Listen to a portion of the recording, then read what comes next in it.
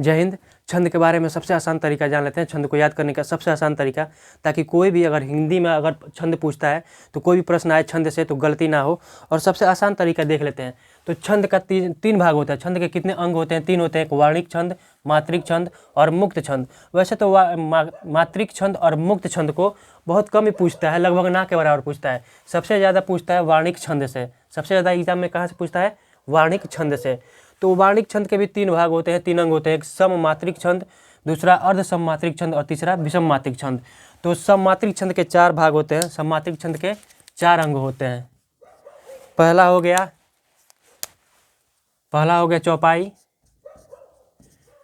पहला चौपाई। और दूसरा हो गया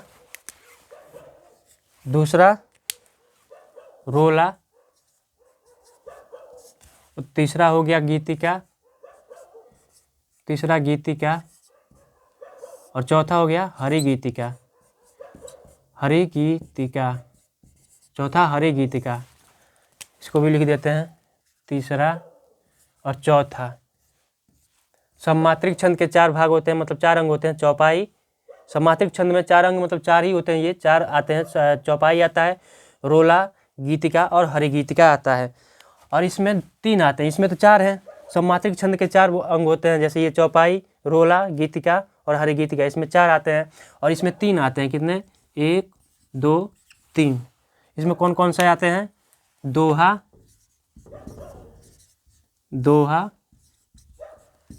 सोरठा और बरवै, इसमें 3 आते हैं।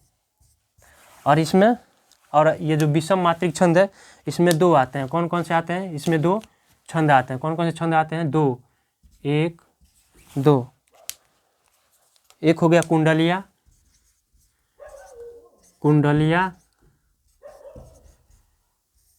और दूसरा हो गया छप्पय।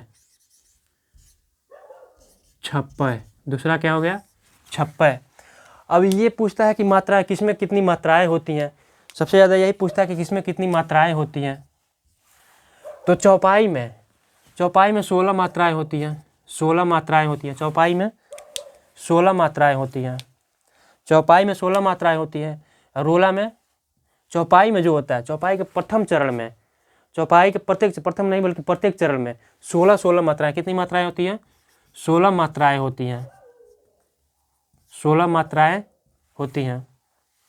और रोला में 24 मात्राएं होती हैं।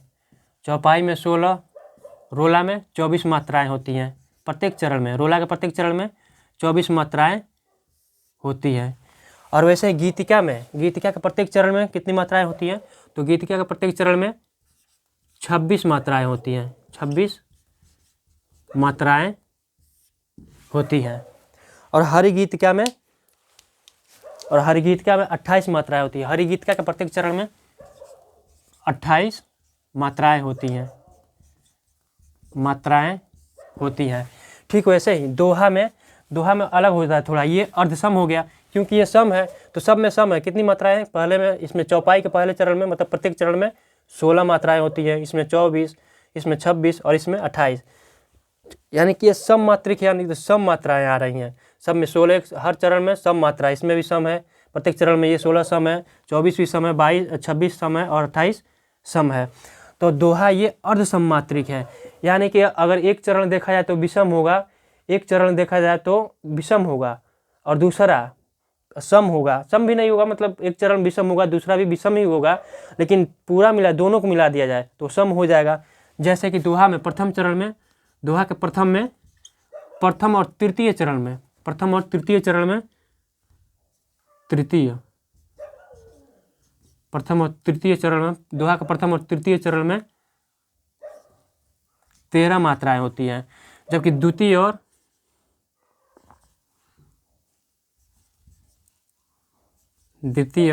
चतुर्थ में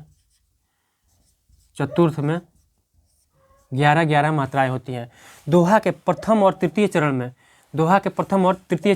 13 मात्राएं होती हैं, जबकि द्वितीय और चतुर्थ चरण में 11 मात्राएं होती हैं। अगर चरण के हिसाब से देखा जाए तो पहले चरण में भी 13 है और यहाँ दूसरे चरण में 11, पहले चरण में 13, दूसरे में 11, यानी कि ये विषम मात्रा हो गया। लेकिन दोनों को अगर जोड़ दिया जाए तो 13 और 11 24 हो जाएगा, यानी तब सम हो गया। इसीलिए अर्धसम है, यानी कि विषम भी है और सम भी है, तो इसलिए इसको अर्धसम कहा जाता है। ये अर्धसम छंद में आते हैं। सोरठा ठीक इसके उल्टा होता है। प्रथम और तृतीय में, प्रथम और फर्स्ट एंड थर्ड में, फर्स्ट एंड थर्ड मतलब प्रथम और तृतीय में 11-11 मात्राएं होती हैं, और दूसरे और चौथे में 13-13 मात्राएं होती हैं। दोहा ठीक उल्टा होता है किसके? सोरठा के, या फिर सोरठा उल्टा होता है दोहा के। यूपी पुलिस 2019 में पूछा था, 2019 में पूछा था कि दोहा के उल्टा कौन सा होता है। ऑप्शन में ये भी था, बरावे था और सोरठा भी था। तो दोहा का ठीक उल्टा क्या होता है? सोरठा होता है। और बरावे ये 2018 में पूछा हुआ था। तो बरावे का याद करने का सबसे आसान तरीका क्या है कि पहले जैसे कि विषम में, विषम ब से 12, यानी विषम चरण में, यानी कि पहले और तीसरे चरण में 12 मात्राएं होंगी। ब से विषम, यानी कि हिंदी में लिख देते हैं इसको, विषम चरण में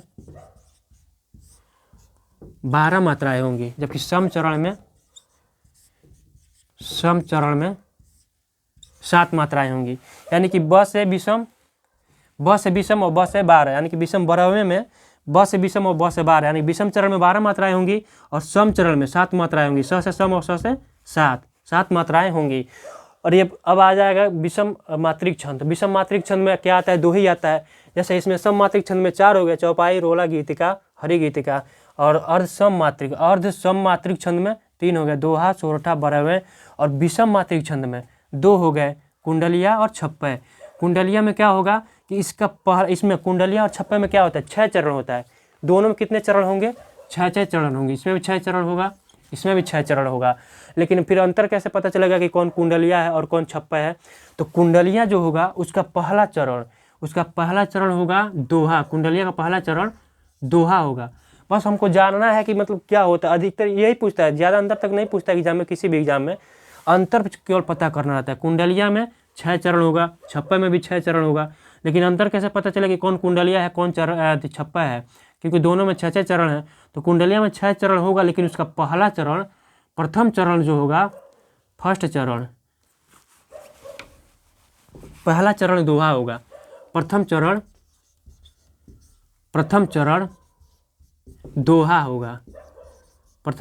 दोहा होगा। कुंडलिया में प्रथम चरण दोहा होगा। अब दोहा का दोनों चरण होगा, जैसे प्रथम और द्वितीय मिला के होगा। जैसे श्री गुरु चरण सरोज रज निज मन मुकुर सुधारी, यानी कि प्रथम चरण में 11 मात्राएं होंगी और 11, प्रथम में 13, दोहा के प्रथम में 13 और दूसरे में 11, यानी ये दोनों मिला के होगा। यानी दोनों जो मिल जाएंगे उससे इसका कुंडलिया का एक चरण बनेगा। दोहे के 2 चरण से कुंडलिया का एक चरण बनेगा। यानी कि कुंडलिया में अब कैसे पता चले कि कुंडलिया है कि छप्पय है? तो प्रथम चरण अगर 6 चरण है, प्रथम चरण अगर दोहा है तो कुंडलिया है। और द्वितीय चरण अगर इसमें छप्पय में अगर प्रथम चरण रोला है, प्रथम चरण